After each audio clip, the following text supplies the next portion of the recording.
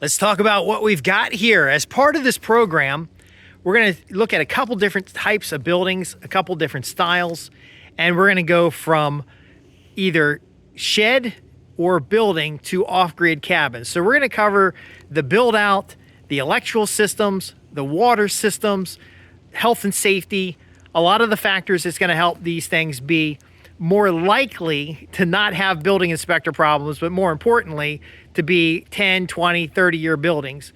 And we've got three different types of buildings here. This building came from a regional nonprofit. We'll talk a lot about them. This came from a regular shed store, and this again came from another shed store. These are Hickory buildings. They have 5-year warranties. They are owned outright, and I'll have to double check, but they may not be under warranty anymore. We'll talk about why that's important. We have a side style building. I think this is a 10 by 20. The other one I think is a 10 by 16. It opens in the front. And you notice they have those barn doors on them rather than residential doors. We'll address that in the course. We are going to convert these to a off-grid cabin. Okay, so these are not going to be tiny houses. They're not going to be residential homes, but they will have the quality and standards that would allow that to happen. And now, what do I mean by safety standards? Well, we're going to make sure that they're fire resistant. These buildings are death traps if you do not have them properly set up for fire. We're going to make sure that they don't end up with a bunch of black mold. I was talking to the driver that delivered these, and he sees a lot of horror stories where people buy a shed and then they convert it into a home, or they convert it into a cabin, and next thing you know, they've got black mold, they've got rot cutting through the floors, they've got other types of problems. Now, a lot of times I would admit, and he would admit, that it's just crackheads that got they get a shed like this and they put a couch in it and they start living in it. We're not talking about that. We're going to help you avoid many of the common mistakes, all of the common mistakes if we do our job right, that come with a cabin build. Again, this is not a shed conversion. I don't have a problem with shed conversion, but we want to have, at the end result, off-grid cabins suitable for a week-long, 2-week-long, a month-long hunting trip, suitable for cold weather, hot weather, suitable for high wind areas, high snow areas, and other areas where you may want to go out and hunt or have a cabin, suitable for agricultural properties where you might be bootstrapping a small farm or homestead and you need temporary shelter at that property while you're getting things going. Now, could this be a permanent shelter? Yes, it could. So in the course, we'll talk about the foundation. We'll talk about how to stage the building. We'll talk about the order in which you want to construct the building. We're going to talk about all the educational elements, and then we're going to open the door so that you can get hands-on practical training. And so we're going to go from a good, better, best model as we go through the modules of the training. And then we're also going to introduce you to places to get other skilled trade so that you can get this done. Now, do you need to be a plumber, electrician? Do you need to be a carpenter? Do you need to have any skills whatsoever to get started? No, you can get started with this course to give you an understanding of what you would hire other people to do. There are things on this build, and I'm going to bring in experts for you to talk with, that are they're going to be basically from a contractor. Now, remember, a contractor makes much more money building stick-built houses, building other things, but you might not find that to be suitable for your location. For example, this particular location has been forest mulched and opened up. It's more of a shed lot than it is a home site. It's going to have animals nearby. We have a requirement to maintain those animals and somebody to be here.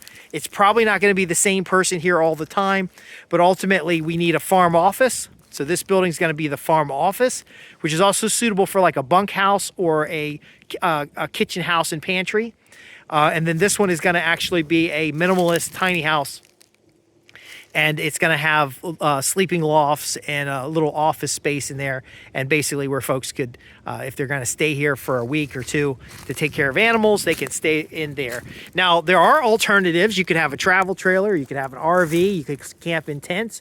We'll show you some of those alternatives because we're also going to show you as part of our nomadic caretaker series, and you're going to get parts of that for free as part of this course on off-grid cabin build, we're going to show you some of the portable systems to get you going, because I understand not everybody has the money to have 3 buildings in one place at one time. Now remember, this is a classroom. We will have some on-site components if you so desire. This is a classroom, and it also bridges to, like I've said in other videos, it bridges to a natural building course, and it also builds to actual the trade here. So we'll connect you with organizations that you could actually build these cabins for other people, or build these cabins for your own property, or build these cabins for yourself at a larger size. Now remember, all of these are smaller than 256 square feet. And again, they're intended as off-grid cabins for use in agricultural land, for use on hunting land, for use in a retreat center, for use as an Airbnb or a hip camp, for use out in other areas. It doesn't mean I'm using them for that, in case there's a county inspector involved. By the way, we already talked to zoning about all this stuff. But my big point here is that we want to bring in the experts, because a lot of the videos online show shed conversions, and the sheds are not properly managed. They're not properly insulated, or they're insulated well, and then when you get down to the brass tacks of it, they've got to go and use a lot of firewood and fuel to make these things heated. By the way, the temperature is pretty good. I'll give you a quick tip right now. It is the solar aspect, because I was freezing my hands outside. It's the solar aspect that warmed this place up. It has only been on this site for about maybe an hour and a half. And it is nice and comfortable in here, where it's cold as crap outside.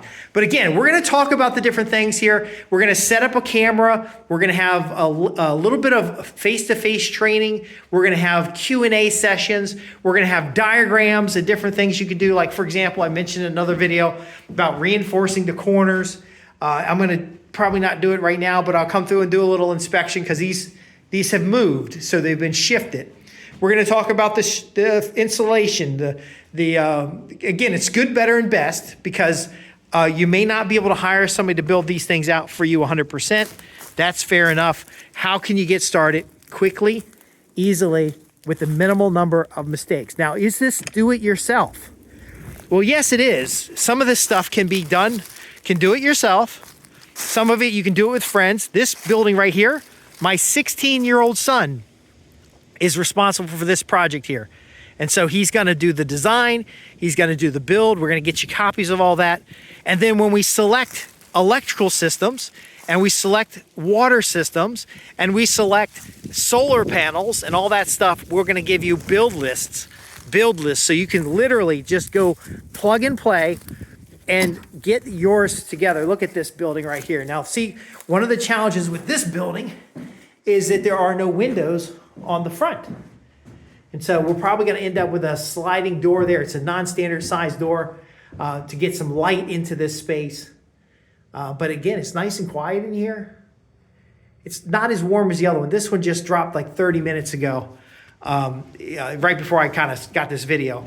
But again, if you're not signed up for this course, you're going to lose tens of thousands of dollars. This building right here, as I mentioned before, is an $8,000 building. It originally started like this when it was purchased back in the day. And I see up there, it says March 2020 on some of the boards.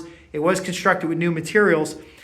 If you make the mistake of getting a $3,000 building, getting an $8,000 building, getting a $10,000 building, getting a $20,000 building, and then as you build it out, you make the mistakes that I see in a lot of these YouTube videos, and that I see all over the place, and hearsay advice, then you're going to end up with black mold. You're going to end up with insulation that has moisture behind it. You're going to end up with a roofing system where you're losing a lot of heat. You're going to end up with carbon monoxide poisoning because you don't have the proper secure systems in place. We're going to have this basically a binder. At the end of this course, we're going to have equivalent to a binder that you can just sit down, go through the checklists, find suppliers. If you're in the North Carolina or the Virginia region, we'll actually give you a list of suppliers and get your building up fast. We may even have an interview with a few folks that are building their home, because let's say you start out with a house like this as an off-grid cabin somewhere else on your property while you're getting your home site together. And then you get the home site together and you want to build on the skills that you gained in this course to then have your home site built, and you're going to be the general contractor. I have somebody who has been a general contractor before who can interview. They will be building a house soon. I also have some other people that can bring in. But again, this course is not meant to be like college. This is really meant to be hands-on. So you're going to direct a lot of this content with your questions. And then of course we have the online area where you can go in and watch videos. We have curated materials as well as materials that we've recorded specifically for you. Because again, a lot of folks don't like my voice. They say I talk too much, but ultimately I want to make sure every one of your questions are answered. So just a little idea of what we're going to do with this particular site. This ground here has been forest mulched, but we're going to use these blocks, and there's some materials back here to actually put decks in front of each of these buildings. So these buildings will have decks in front of them. And then if you've seen my podcast, this area out in here in the middle is actually going to be a base camp for the agricultural activities on this property. Now you'll notice the power is way the hell over there. We are not running power to each of these buildings. They are completely off grid. And I tell you that specifically because if you don't get a chance to come out here and experience a class or have dinner with us and you know, maybe spend a weekend with us at the different sites that we have buildings going up, you might think that we're not actually off grid, especially since some of these roofs are difficult to do on grid, or these roofs are difficult to do solar on. We're going to prove that to you, because even though this building right here has a hookup, they will not be permanently connected to the, see, that one has a hookup. They will not be permanently connected to utility power. And so they're not going to be connected to sewer either. And they're not going to be connected to water. So what are we going to do for the systems? Well, you're going to learn how to do off-grid water systems, which includes drinking water, water for hot showers, and also water for cooking, cleaning, and other things that are necessary. We're going to learn about how to receive the buildings, where to put them, what kind of pre-work you got to do. Basically, I've spent quite a bit of money doing this, or working with people doing this, and they've spent hundreds of thousands of dollars learning these skills and understanding these things. We're going to try to get you a fast track from raw land to off-grid cabin as you propel forward to a homestead or a small farm. And a little idea about where we're at here today. There's the container barn build project. Over here is going to be some corrals for, and you can see the panels right there, corrals for our goats, and possibly some hogs, possibly some ducks. We're going to start with the goat program. And in full disclosure, I'm going to introduce you to some people that I work with on a regular basis, and I'm in a goat program. So as someone who is learning how to raise goats, I need to have some place to stay while I'm taking care of the animals, not necessarily to have a residence, but if I'm coming out here early in the morning, I'm staying overnight on the weekends, I'm staying, you know, I'm building stuff out here, I need to have safe and affordable shelter, and going smaller is the way to go. So the footprint of a cabin could be 20 by 20, it could be 10 by 10, could be 10 by 16, 10 by 25. We're going to tend to be going under 250 square feet because that works for a lot of zoning, but it's also very easy project to manage, because if you can do this, you can build a larger house, or at least understand it enough so you don't get ripped off by contractors. Right now, contractors are getting $255 per finished square foot of a stick-built house. A stick-built house is not necessarily the best solution. There are other options.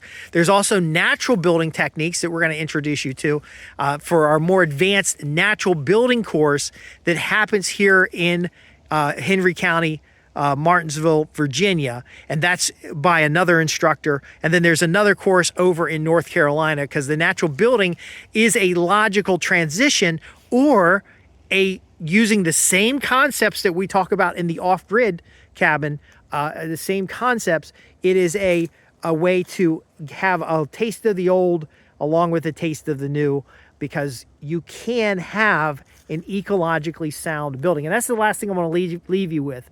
If you're repurposing a shed you already own, or you're having a building built for you that's a small square foot building, it's less material, smaller carbon footprint, more outdoor living, and all of the advantages of a well-built home, yet it is off-grid, ready to go, and you're going to avoid so many mistakes that keep people from having this lifestyle experience. And you'll notice even the YouTube videos, there's a lot of free information out there, and I want to address this. You'll notice the YouTube videos will do one of these builds, and then they'll be doing some different thing later.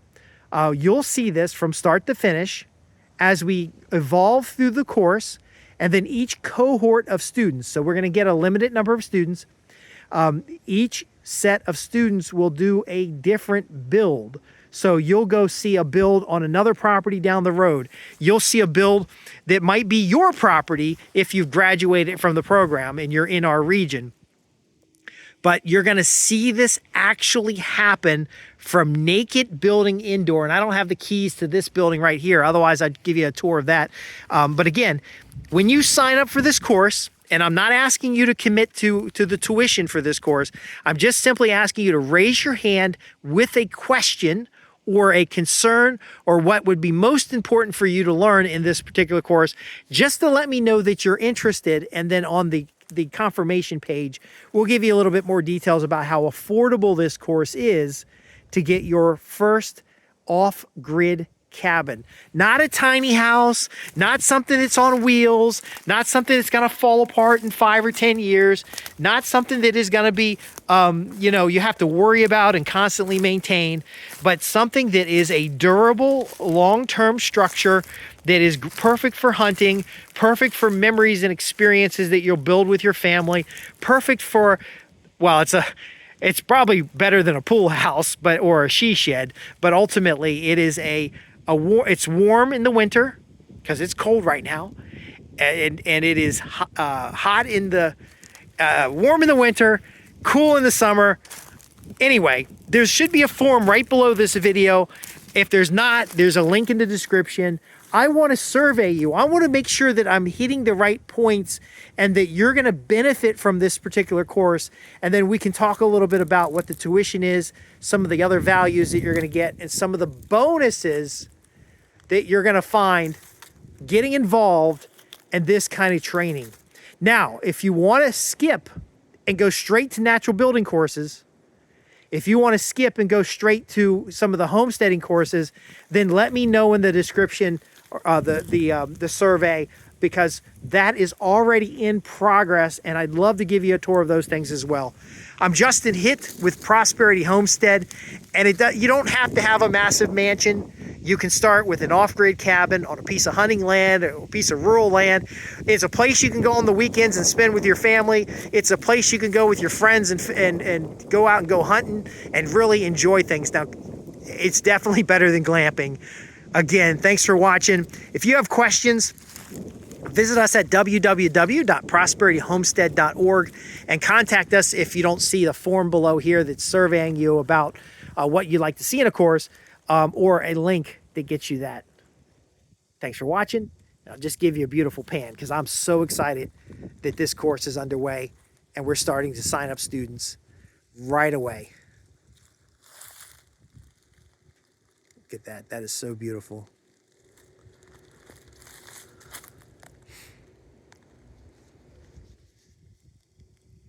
All right, fill the survey out below. Thank you.